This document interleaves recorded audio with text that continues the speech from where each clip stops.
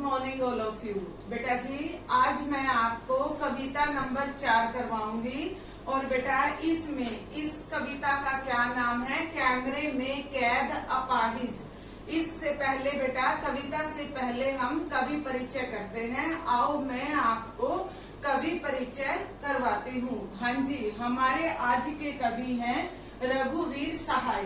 रघुवीर सहाय जिनका जन्म 1929 में लखनऊ में हुआ था। जिनका जन्म 1929 में लखनऊ में हुआ था और इनकी मृत्यु 1990 में दिल्ली में हुई थी। इनके द्वारा अनेक कविताएं प्रचलित हैं। देखो बेटा, आज मैं आपको इनकी कविताओं के बारे में बताती हूँ। हाँ जी, इनकी प्रमुख रचनाएं अगे जी द्वारा संकलित है ये। और बेटे दूसरा सप्तक 1951 में प्रकाशित हुआ था। इसके अंतर्गत उनकी प्रारंभिक कविताएं तथा काव्य रचना ये सारी की सारी चीजें आती हैं। इनमें देखिए कौन कौन सी संकलित हैं। सीढ़ियों पर धूप में आत्महत्या के विरुद्ध हंसो जल्दी हंसो, पत्रकारिता। फिर आ जाइए पत्रकारिता। अब ऑल इंडिया, इन्होंने कहाँ पर काम किया है? अब देखिए, ऑल इंडिया रेडियो के हिंदी समाचार विभाग से संबंध रहे। फिर ये हैदराबाद से निकलने वाली पत्रिका कल्पना के लिए इन्होंने काम किया। और साथ में दैनिक नव भारत टाइम्स तथा दीनमान से इनके संबंध बने रहे। हाँ जी, इनको सम्मान दिया गया 1984 में इनको साहित्य अकादमिक पुरस्कार से नवाजा गया। और बेटा अब देखिए आगे, जो इनकी शिक्षा थी वो इन्होंने उत्तर प्रदेश में ही लखनऊ में ही पूरी की थी। और इन्होंने वैसे तो काव्य रचना इन्होंने हिंदी में की, लेकिन ये अंग्रेजी के एमए पास थे, यानी कि अंग्रेजी में इन्होंने एमए पास किया था। और बेटा लखनऊ में इन्होंने अपनी शिक्षा पूरी की थी। अब मैं इनकी बेटा कुछ साहित्यिक विशेषताएं आपके सामने रखना चाहती हूँ। देखिए, सबसे पहला पॉइंट क्या बनता है? नई कविता के कवि। बेटा, जो मैं ये साहित्यिक रचनाएं आपके सामने प्रस्तुत कर रही हूँ, इससे संबंधित कोई प्रश्न भी किया जा सकता है। +2 कक्षा में बेटा, बोर्ड की कक्षा होती है, बाहर से बेटा पेपर आते हैं, तो इसके लिए बेटा आपको सारी की सारी तैयारी करनी होगी, अपनी पूरी की पूरी तैयारी रखनी होगी। उसके लिए कहीं से भी प्रश्न पूछा जा सकता है। सबसे पहले साहित्यिक विशेषताओं में पहला पॉइंट बनता है आपका नई कविता के कवि। इन्होंने नई कविता के कवि इनको कहा जाता था। क्योंकि इन्होंने अपनी कविताओं की जब रचना की, उसमें अनेक नई चीजों को संकलित किया था। कविता के अतिरिक्त दूसरा पॉइंट बनता है, कविता के अतिरिक्त रचनात्मक और विवेचनात्मक गद्य लेखन भी किया। यानी कि कहने का भाव है, कविता तो इन्होंने लिखी ही लिखी, साथ में गद्य भाग भी लिखा, यानी कि गद्य रचनात्मक और विवेचनात्मक लेख लिखे। हाँ जी, फिर तीसरा पॉइंट आता है, काव्य संसार में आत्मपरक अनुभवों की जगह जन जीवन के अनुभवों की रचनात्मक अभिव्यक्ति अधिक दिखाई देती है। कहने का मतलब क्या है कि आत्मपरक अनुभवों की बजाय जो जन जीवन के अनुभव थे उनके बारे में अधिक लिखा है। अब देखिए अगला पॉइंट, मानवीय पीड़ाओं की अभिव्यक्ति की है।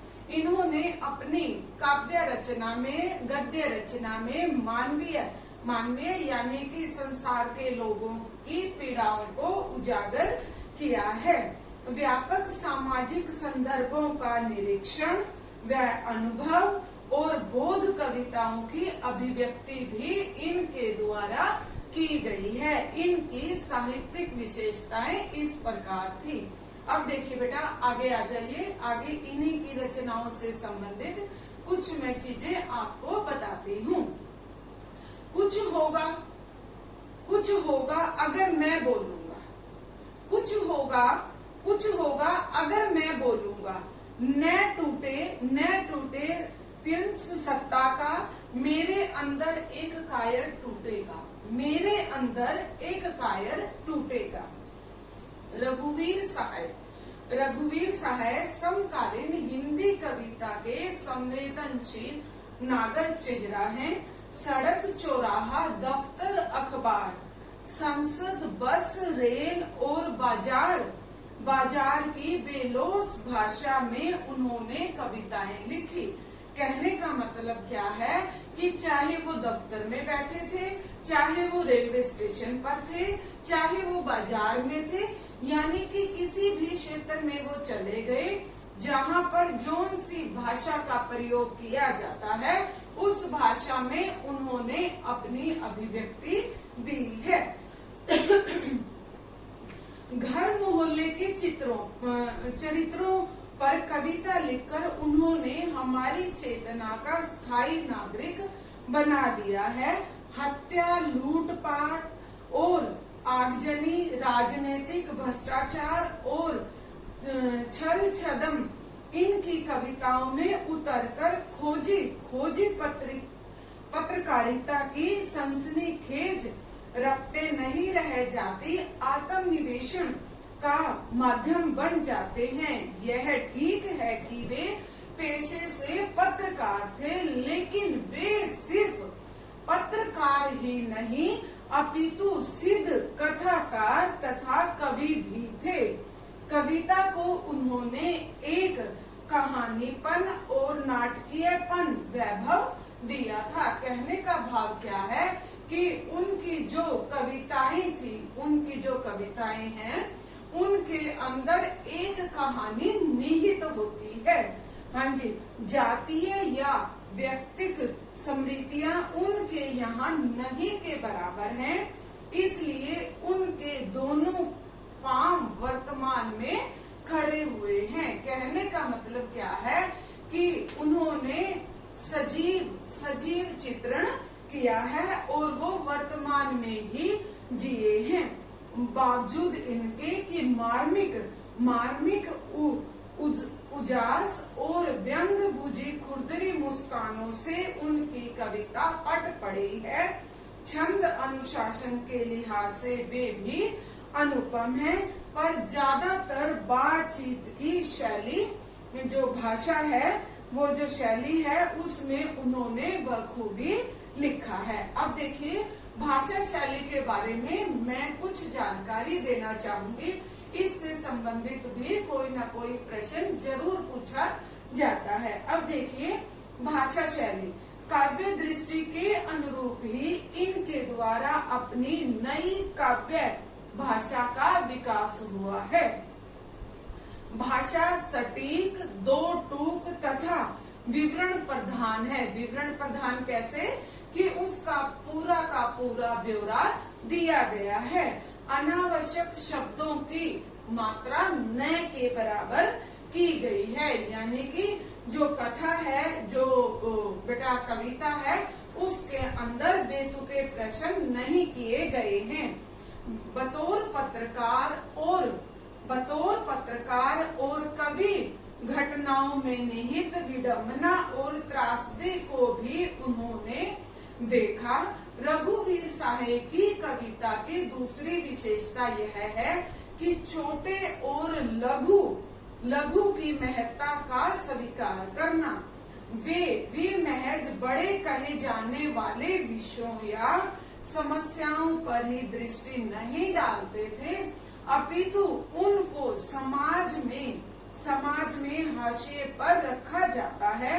उनके अनुभवों को भी अपनी रचनाओं का विषय बताते हैं। रघुवीर सहाय जी ने भारतीय समाज में ताकतों की बढ़ती हैसियत और सत्ता के खिलाफ भी साहित्य और पत्रकारिता के पाठकों का अपनी ओर ध्यान खींचा है। रामदास नाम की उनकी कविता हिंदी कविता की महत्वपूर्ण रचना मानी जाती है। अब देखिए बेटा, जो आज हम कविता करेंगे कैमरे में बंद अपाहिज, उसके बारे में मैं थोड़ा सा आपको विवरण देती हूँ।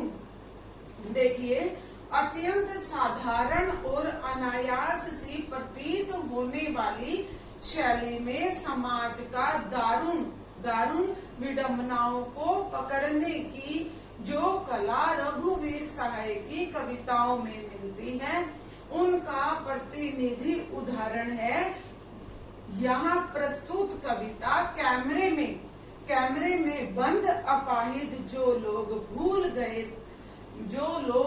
गए हैं में संग्रहित है, वहाँ से ली गई है। ये जो कविता है, इस कविता के बारे में ये बताया गया है कि एक व्यक्ति शारीरिक रूप से विकलांग है।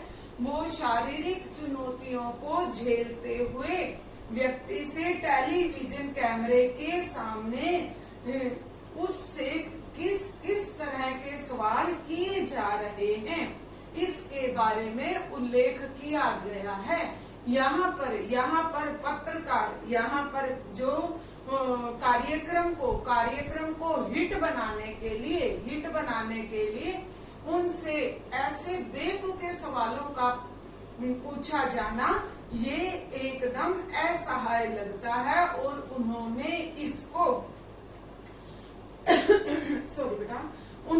इसको अपने कविता के जरिए अपने शब्दों में निहित किया है। यहाँ पर क्या बताते हैं कि किसी की पीड़ा को बहुत बड़े दर्शक वर्ग तक पहुंचाने वाले व्यक्ति को उस पीड़ा के प्रति स्वयं संवेदनशील होने और दूसरे को संवेदनशील बनाने का दावेदार होना चाहिए। लेकिन विडंबना यह है कि जब आप पीड़ा को पर्दे पर उभारने का प्रयास करते हैं, तब कारोबारी दबाव के तहत आपका रवैया संवेदनशील हो जाता है। सहाय जी की यह कविता टेलीविजन स्टूडियो के भीतर की दुनिया को उभारती है, लेकिन यह आवश्यक नहीं है कि इसे सिर्फ टेलीविजन के माध्यम से ही जोड़कर देखा जाए। अपनी व्यंजना में यह कविता हर ऐसे व्यक्ति की ओर इशारा करती है जो दुख, दर्द, यातना और वेदना को बेचना चाहता है। इस कविता को शारीरिक चुनौती झेलते लोगों के प्रति संवेदनशील नजरिया अपनाने के लिए प्रेरित करते पाठ के रूप में भी देखा जा सकता है। इसके लिए कवि ने धुर संवेदनहीनता को रेखांकित करने का तरीका अपनाया है। वह दिखलाता है कि किस तरह करुणा जगाने के मकसद से शुरू हुआ कार्यक्रम क्रूर अवस्था तक पहुंच जाता है। ठीक है बेटा, ये बेटा कल हम करेंगे कविता इसकी। और बेटा आज मैंने आपको बेटा मैंने रघुवीर सहाय जी के बारे में उनकी जीवनी बताई है। जीवनी के अंतर्गत आपके 2-3 प्रश्न उत्तर बनते हैं। अगर आप इनको ध्यान से देखोगे और पढ़ोगे तो बेटा वो 2-3 प्रश्न आपको स्पष्ट हो जाएंगे। पहला प्रश्न तो एक आपका बनता था साहित्यिक विशेषताएं, रघुवीर सहाय जी की साहित्यिक विशेषताएं बतलाओ। दूसरा भाषा शैली के बारे में बताओ। और तीसरा प्रश्न उनकी जीवनी के ऊपर भी आ सकता है। ठीक है बच्चे? हाँ जी, इस प्रकार बेटा जो चीजें जो मैंने आपको आज करवाई है उनको आप ध्यान से सुनो और पढ़ो। और बेटा मैं यही कहूंगी कि आप समय पर अपना कार्य पूरा करना। ठीक है? खुश रहो, हंसते रहो, मुस्कुराते रहो।